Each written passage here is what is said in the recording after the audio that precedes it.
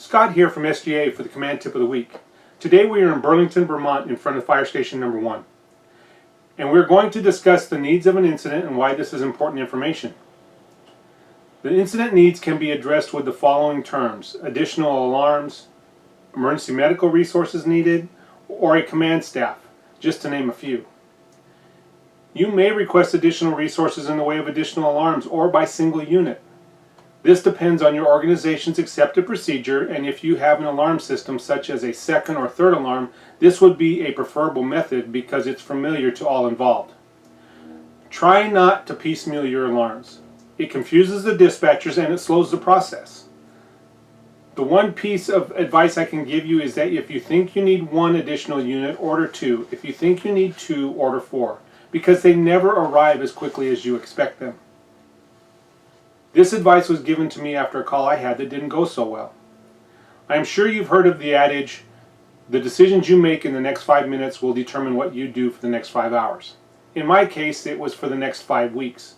We had a small grass fire in a field that was a 10 by 10 upon our arrival. With the weather conditions, topography, and fuel model, I figured we could catch this with one additional water tender. So I ordered a single water tender. Needless to say, the fire grew more rapidly than I expected, and we ran out of water with about 6 feet of open fire line. We proceeded to chase this fire through the neighborhood for the next 5 hours with 2 additional alarms.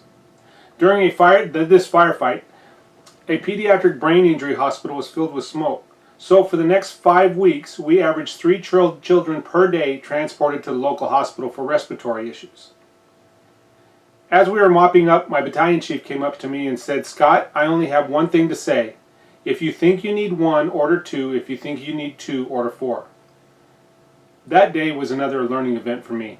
I committed to myself then that I will never be caught short of resources again because I didn't order them. So take that piece of advice from me and order what you think you need. When we figure emergency medical resources, they should be ordered in 2 areas: EMS for the public and also a separate response for our emergency responders to protect them. If our incident is a large medical event, do not forget to request a supervisor. These supervisors should be used in the same span of control as we use for our engine companies in a strike team configuration. That's 1 supervisor for every 5 response units. And then finally, the command staff. Probably the easiest group to overlook until something goes wrong. When we are in the middle of a battle, it's easy to place a company officer at an incident management role. This can be a mistake. We should leave the company officers with their companies, even though most are capable of accomplishing that management role. But the crew should have their supervisors watching their backs, in most cases where the company officer wants to be, and where they should be to protect the safety of their crew.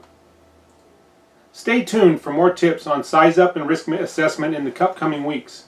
Be sure to practice the perishable skill of size ups and making good decisions with valuable predictors. As always, train like your life depends on it, because it does, and be safe out there.